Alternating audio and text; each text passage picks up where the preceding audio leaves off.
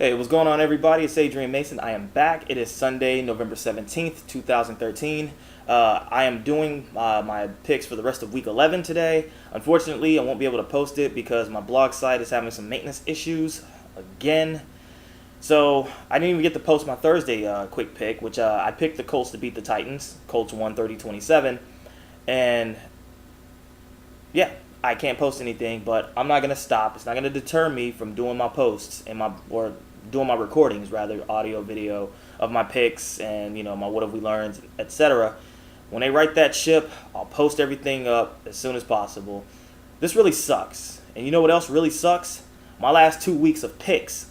I'm a combined 13-17. Yeah, 6-8 2 weeks ago, 5-9 last week. I definitely need to get off the schneid. And hopefully, with 15 games total this week, the Dallas Cowboys and the St. Louis Rams are off this week, I can right my ship and get back to my winning ways. So, without further ado, here are my picks for Week 11. First up, we have the New York Jets and Buffalo Bills. I'm picking the Jets. It's an odd-numbered week. The Jets play better on odd-number weeks, and this would be their first two-game win streak of the season if they do this correctly, like win. Because Week 1, win. Week 2, loss. Week 3, win. Week 4, loss. Week 5, win. Week 6, loss. You get the picture. It's like win, loss, win, loss, win, loss, win, loss, win, loss. So them winning today would be their first win streak of the season. So odd number week, I'm picking the Jets. Next up, we have the Atlanta Falcons traveling to Tampa Bay to take on the Buccaneers, NFC South divisional battle. Even though the Tampa Bay Buccaneers have the worst record in their division, they're playing much better ball than their opponent, and I'm picking the Buccaneers. Mike Glennon has definitely assumed the role of the QB of the future for this team. Sorry, got distracted. And, of course, the Buccaneers got their first victory over the Dolphins, their first victory of the season, rather, over the Dolphins on Monday Night Football. And so you look at the last few games that they've played, they've been playing hard, they've been playing tough, and I don't see them losing against the Falcons team that's just severely depleted. I think they've pretty much mailed this season in. Of course, with Julio Jones out for the season, they had Steven Jackson hurt for the longest stretch, and he hasn't produced like they thought he would. And Matt Ryan has regressed. That team is just in disarray, and I feel bad for Tony Gonzalez because they dragged him out of retirement to hopefully get one more run at a Super Bowl title, and that ain't gonna happen. So I've got the Bucs. Next up, we have the Detroit Lions traveling to Heinz Field to take on the Pittsburgh Steelers. I'm going to call this one of my upsets of the week. I'm actually going to pick the Steelers in this. The Lions, hey, they're playing great football. They're playing tremendous ball.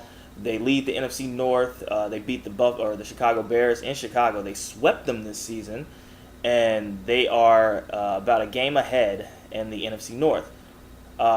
Pittsburgh, after getting undressed by New England, and they got to win over the Bills, but that ass whooping that they got at the hands of the Patriots, they want to get washed out of their mouths as much as possible. Beating Buffalo, that definitely helped.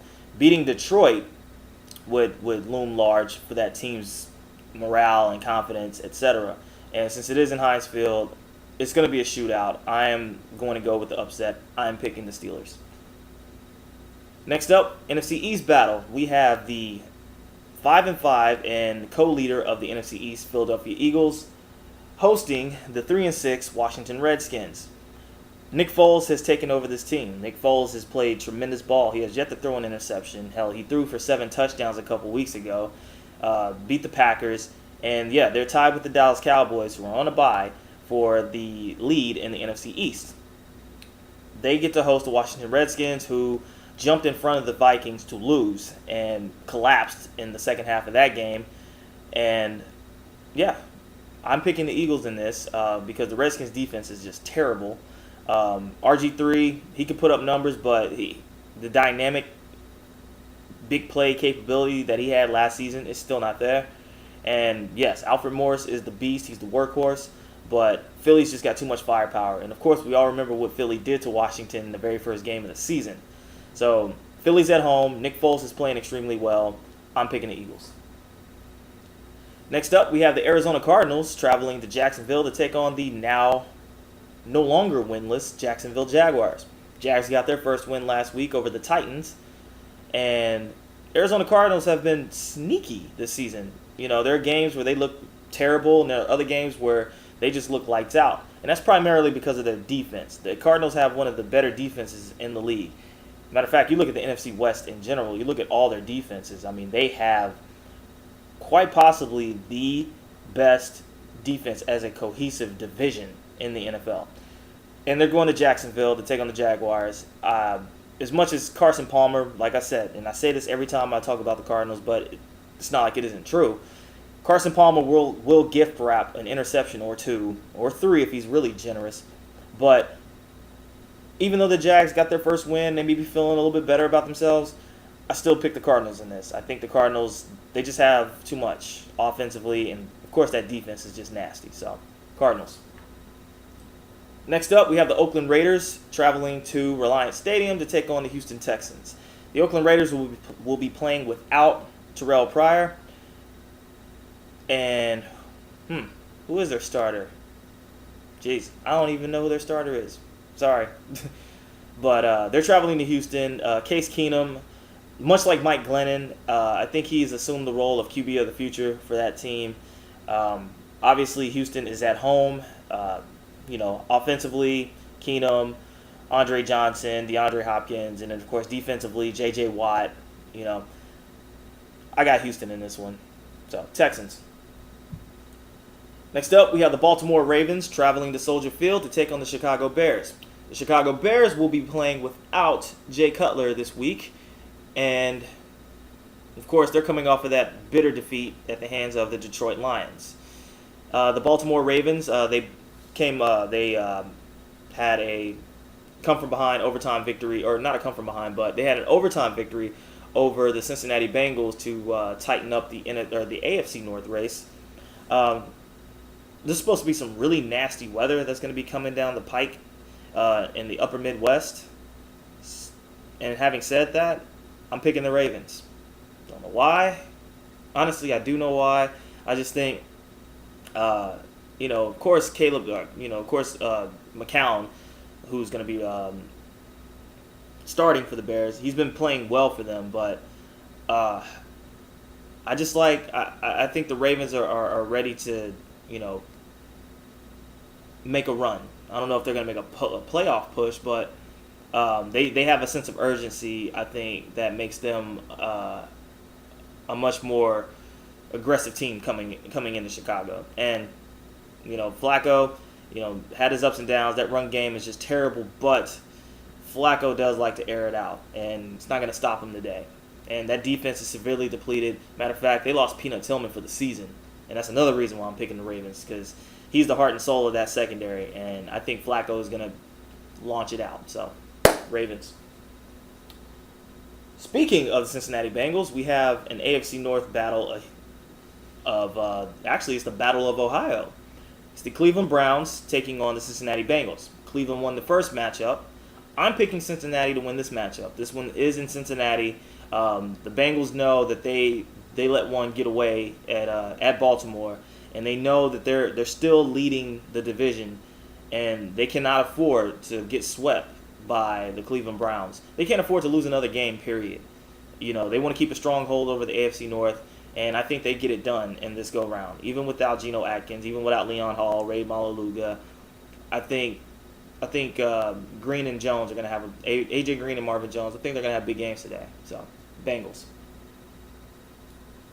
Next up, we have the San Diego Chargers at Miami Dolphins.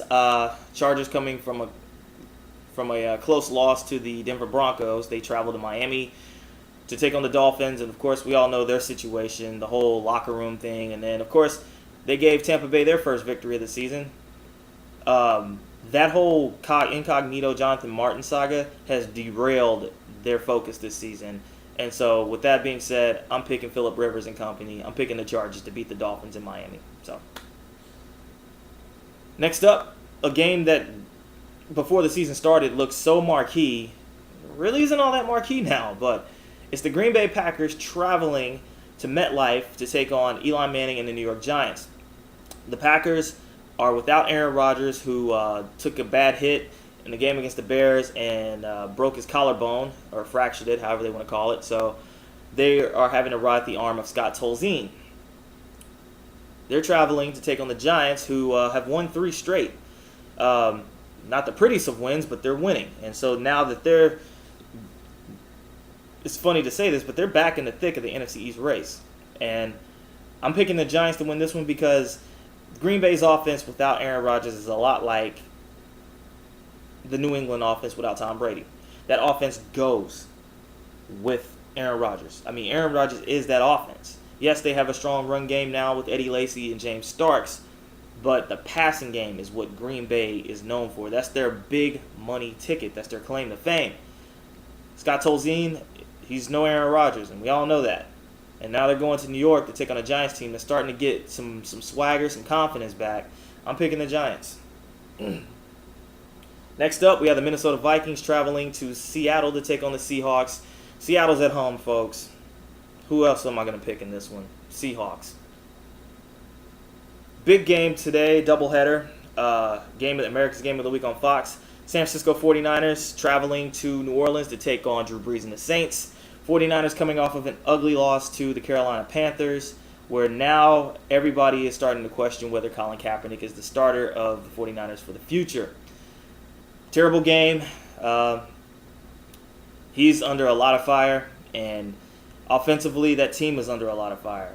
And, you know, the passing game is ranked dead last in the league. And so, of course, you know, it's like red flags are being thrown up, and you know, all the sports analysts and pundits, they're questioning whether he really is a competent QB, and Kaepernick that is. And so now he has to go back to the same place where he got his official start. You got to remember, last season, Alex Smith got hurt. Colin Kaepernick came in for him against the Bears, had a really big game, and that's when Jim Harbaugh decided he was going to go with Colin Kaepernick as the starter. And his first official start, was in New Orleans. So this is a bit of a homecoming for him. And he's going to have to take this offense and travel to New Orleans to take on the Saints team that is playing lights out. They're looking like the 2011 Saints. And, of course, Drew Brees in that offense, you know, but it's their defense that's actually been doing very well as of late. And, of course, last week they put it on Dallas. 600 total yards, an NFL record 40 first downs, and a 49-17 ass whooping. And so the 49ers are bringing their defense to try to stop that offense, but the question is, can that offense handle the workload and help the 49ers defense out? And yes, I am picking the 49ers in this. Defense, run game. The Saints are giving up an average of 5 yards a carry. The 49ers have the league's #1 rush offense. So chances are the Saints are going to make Kaepernick beat them with his arm. They're going to challenge him to throw. So it's going to be really interesting to see, but I am picking the 49ers in what's now known as an upset over the Saints. Sue me. Loyalty never dies. Sunday Night Football, big matchup, historic matchup. We have the 9-0 Kansas City Chiefs traveling to Mile High to take on the 8-1 Denver Broncos. This is the first time in NFL history that we're this late in the season where both teams have no less than or no more than one loss. Chiefs are undefeated. The Broncos have only one loss. Major game. And this is obviously for the AFC West lead, in addition to pole position in the AFC playoff seeding. This game is at Mile High. Peyton Manning is 7-1 all time against Kansas City. I'm going Denver. I know there's some Chiefs fans that are going to be disappointed with me saying I'm going for the Broncos, but this game is in Kansas. It's not in Kansas City. It's at Mile High, and you know Peyton Manning is just he's going to have a big game today. Sunday Night Football, he shines bright, except for that Colts game. But I'm picking the Broncos.